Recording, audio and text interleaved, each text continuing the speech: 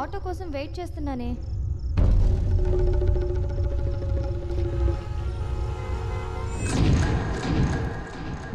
నా స్నేహితురాల్ని వాడు కిడ్నాప్ చేసింది నిమ్స్ బస్ స్టాప్ దగ్గర.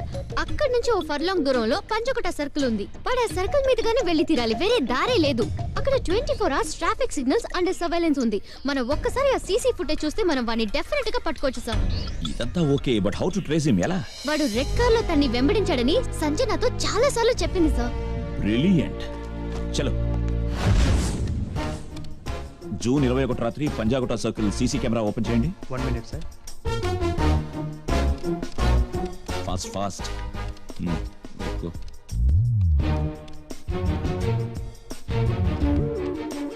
Yes, okay. టైం ఎంత సార్? 11:20. 11:23. ఎస్. స్టాప్. బ్యాక్.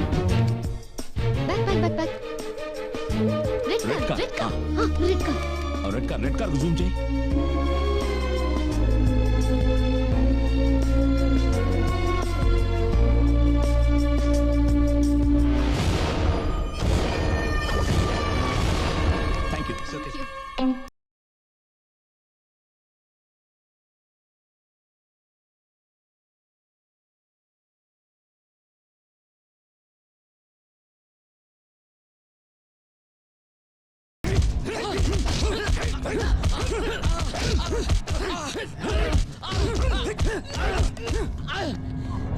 చెప్పు.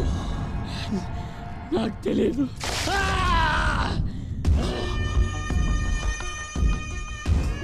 చెప్పు, కమాన్ చెప్పు. తెలియదు అంటున్నానా?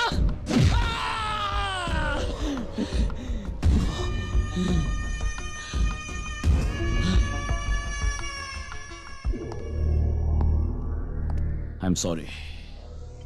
ఎంత కొట్టినా నాకేం తెలియదు అంటున్నాడు. వాడే నిందితుడని మన దగ్గర ఆధారాలు కూడా లేవు. రేపు కోర్టులో ఏం చెప్పాలో ఏంటో.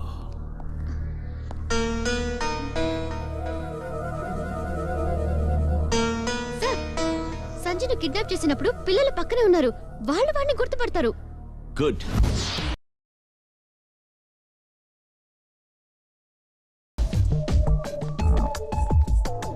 వీడేనా? కాదండి.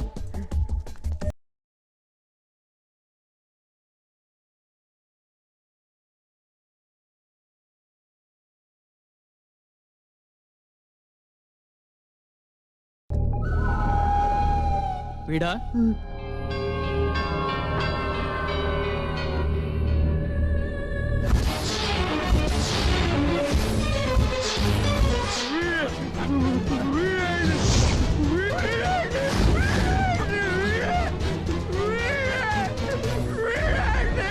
పృథ్వీ, సార్ వాళ్ళని మార్చు. హోటల్ నువ్వు రారా. హోటల్ రా. పృథ్వీ, సార్ పాపం తీసుకురా.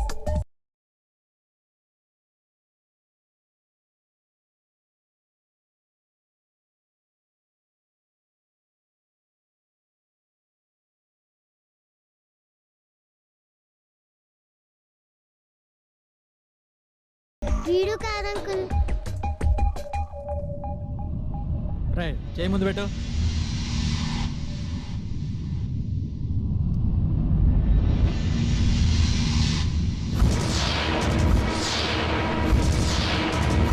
అంకుల్ వీడా అంకుల్. అంకుల్ వీడా అంకుల్.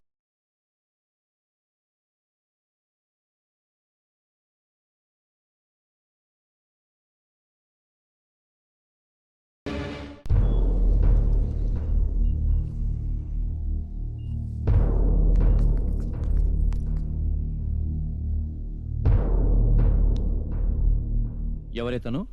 ఈ కాళిదాసు సంజని కిడ్నాప్ చేసినప్పుడు అక్కడున్న ప్రత్యక్ష సాక్షి యువరానర్, ఇతను చెప్పే సాక్ష్యాన్ని రికార్డ్ చేసుకోవాల్సిందిగా కోరుతున్నాను. What is this your honour? ఆ కుర్రవాడు మానసిక వికలాంగుడు, అంటే బ్రెయిన్ సరిగ్గా పనిచేయనివాడు. Under section 143B of Indian evidence act కింద ఆ కుర్రాడిచ్చే సాక్ష్యం పనికిరాదు యువరానర్. బట్ యువరానర్, నేను ఈ సాక్ష్యం తిరస్కరించడమైనది.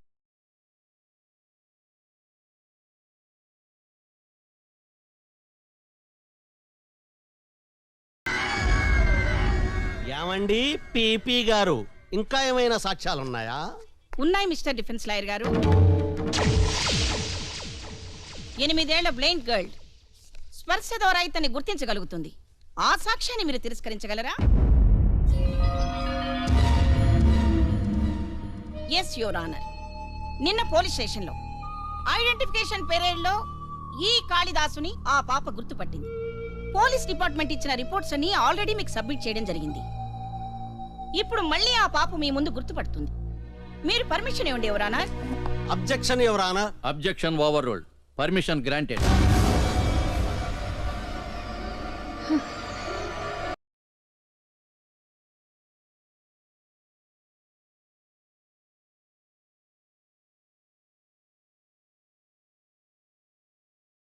పాప, మీ అక్కయ్య సంజన చంపిన వాణ్ణి నువ్వు గుర్తుపట్టగలవా? ఒక్కసారి టచ్ చేస్తే చాలు, 1,00,000 మందిలో ఉన్నా గుర్తుపట్టగలను. మీరు ఒకసారి ఇటండి. మీ చెయ్యి కాస్త ముందుకు చాచండి.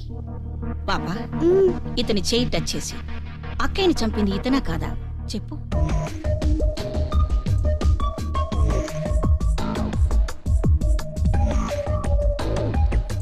ఆంటీ, ఇతను కాదా ఆంటీ? మీరొక్కసారి ఇలా వస్తారా?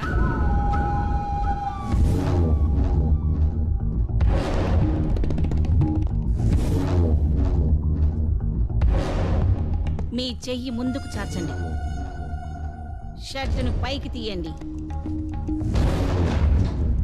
పాప, మీ అక్కయ్యని చంపిన హంతకుడు ఇతనేనేమో టచ్ చేసి చెప్పమ్మా.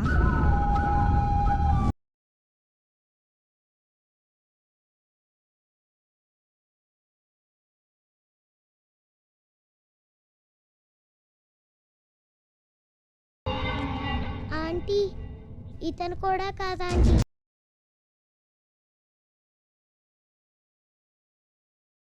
సాక్ష్యాలను పరిశీలించిన మీదట వాదోపవాదాలు విన్న తర్వాత కాళిదాసే ఈ రేప్ చేసి హత్య చేశాడనడానికి తగిన సాక్ష్యాలను ప్రాసిక్యూషన్ వారు సరిగ్గా ప్రూవ్ చేయటంలో విఫలమైనందున, జరిగిన సంఘటన చూసిన ప్రత్యక్ష సాక్షి ఎవరూ లేనందున ఈ కాళిదాసుని నిర్దోషిగా నిర్ణయిస్తూ విడుదల చేయటమైనది.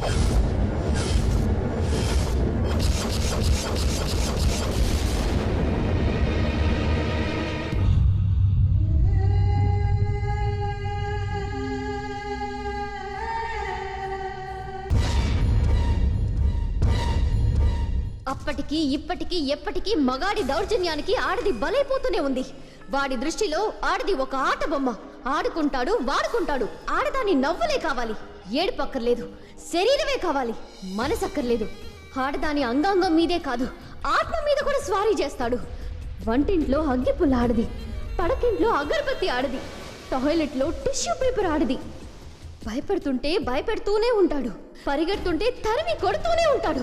లిప్స్టిక్ తో ఆడదాని పెదాలు ఎర్రబట్టం కాదు, కసితో కోపంతో ఆడదాని కళ్ళు ఎర్రబడాలి. పులి జింకను వేటాడడం కాదు, జింకే పులిని వేటాడాలి. 3 రేపులు 3 హత్యలు చేసిన కాళిదాసు చేతికి మాస్క్ తో కోర్టుకు వచ్చి ఆఖరికి ఆ బ్లైండ్ పాప సాక్ష్యం కూడా లేకుండా చేశాడు. చట్టం నుంచి తప్పించుకోగలిగాడు. మరోసారి వీడి చేతిల్లో ఏ అమ్మాయి బలి కాకూడదని నిశ్చయానికి వచ్చా. ఆ రోజు నుంచి వాడి కదలికలు గమనిస్తూ వచ్చా. వాడి లాయర్ సలహాతో గోదావరి ఎక్స్ప్రెస్ ట్రైన్లో విజయవాడలో ఎక్కి దూరంగా పారిపోవడానికి ప్లాన్ చేసుకున్నాడని తెలుసుకున్నా. నా వేషం మార్చుకున్నా, నా యాస మార్చుకున్నా. అదే రోజు అదే బోగిలో నేను ప్రయాణం చేశాను. అర్ధరాత్రి అందరూ పడుకున్నారు.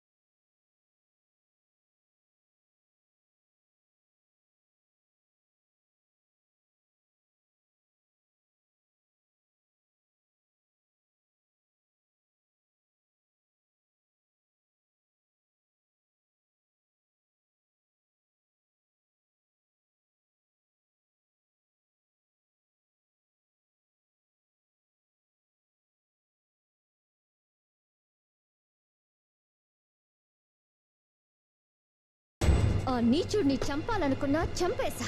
చట్టం చేయలేని పనిని నేను చేశా. వాడిలాగే ఏ సాక్ష్యాధారాలు లేకుండా నేను జాగ్రత్త పడ్డా.